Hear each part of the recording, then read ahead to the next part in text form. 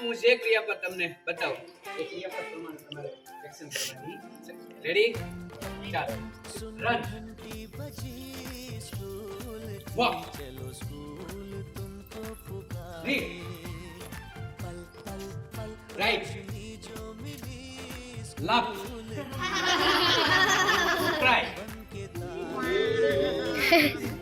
Jump, sleep, sit down, stand up. અને જો 4 ને 4 કેટલા છે? 17 પંચા થઈ ગયા. ત્યાર પછી 17 6 તો 17 6 અહીંથી લઈ લો, અહીંથી લઈ લો 4 અને અહીંયા 8 ને 4 12 નો પકડો પછી 1 5 ને 4 9 9 ને 1 10 તો 102 થાય. 17 6 હા સંખ્યાઓ છે 36 ને 42. મોટા કોણ છે? 42. તો 42 ને આપણે લખી લઈશું 42 ભાગાકારની નાના કોણ છે? 36. તો 36 નો ઘડિયો 36 એકા 36 તો આવડે જ છે. તો 36 એકા 36 36 દુ વધી જાય 36 એકા 36. ચાલો 42 નો 36 કાઢો 36 થી ગણવાનું 37 6 વચ્ચે. હવે શેનો ઘડિયો બોલ્યા હતા? 36 ને 1 અંદર જાવે જાવે દીધા અંદર જેનો ઘડિયો બોલ્યા હતા. હવે શેના ઘડિયાનો 36 આવે છે? અહીંયા સાને 36 નીચે શું થઈ ગયું? જ્યારે મીંડું થયું ત્યારે ઘડિયો શેનો બોલ્યા હતા? તો 6 નું થઈ ગયો.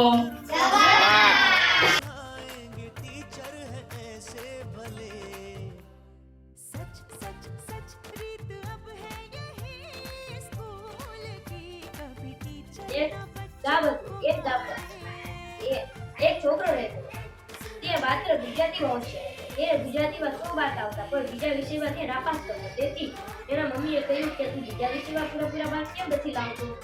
તે પક્કા રીતે વિચારતો હતો કે હું શું કરું. ત્યારે તે કબાટ ખોલ્યો ત્યારે તેણે જોયું કે સમાચાર પત્રમાં લખ્યું છે કે સરદાર વલ્લભભાઈ પટેલ ચોકમાં એક બાબા આવ્યા છે તે બધાની મદદ કરે છે. તેણે કમ્પ્યુટરમાં તેનો એડ્રેસ જોયો અને તે તેનો રૂમાલ લઈ ત્યાં ગયો. ત્યાં એક માણસે કહ્યું કાલે આવશે બાબા. તો તે કાલે આવ્યો. તેણે બાબાને પૂછ્યું કે બાબા હું શું કરું? હું બધા વિષયમાં પાસ થઈ શકતો નથી. બાબાએ કહ્યું તું રાત્રે મોડે સુધી વાંચ્યા રાખજે તેથી તું બધા વિષયમાં પાસ થઈ શકી. તે સાંભળ્યા પછી તે વિચાર્યું કે હું માત્ર ગુજરાતીનો વાંચતો હતો તેથી હું નાપાસ થતો હતો. ત્યારથી તે બધા વિષયમાં વાંચતો તેથી તે પાસ થતો. તેનો પહેલો કા બીજો નંબર આવતો. તે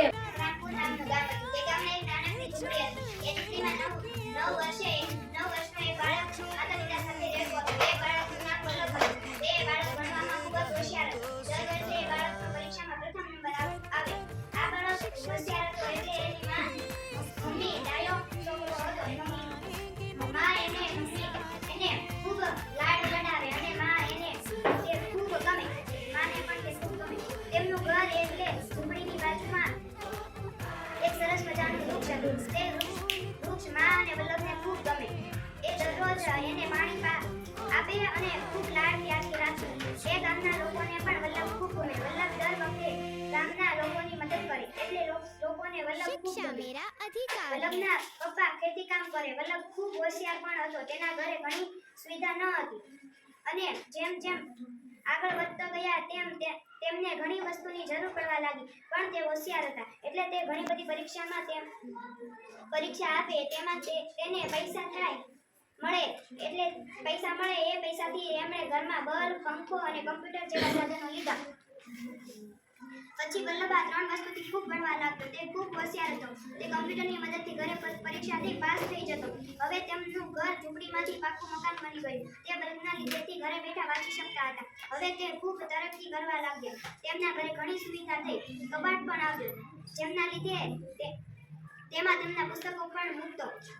તે એમનું અને એમના માતા પિતાનું નામ પણ રોશન કર્યું અને સાથે સાથે ગામનું પણ નામ રોશન કર્યું. વલ્લભને નાનપણથી જ ખભે રૂમાલ રાખવાની ટેવ હતી. તે મોટો થયો તો પણ તે ખભે રૂમાલ રાખતો હતો. એ મોટો થઈને ગુજરાતી બોલનારો વ્યક્તિ બન્યો. તે ગામનો પણ પ્રિય થયો. એ બીજું કોઈ નહીં આપણા લોખંડી પુરુષ એવા સરદાર વલ્લભભાઈ પટેલ હતા.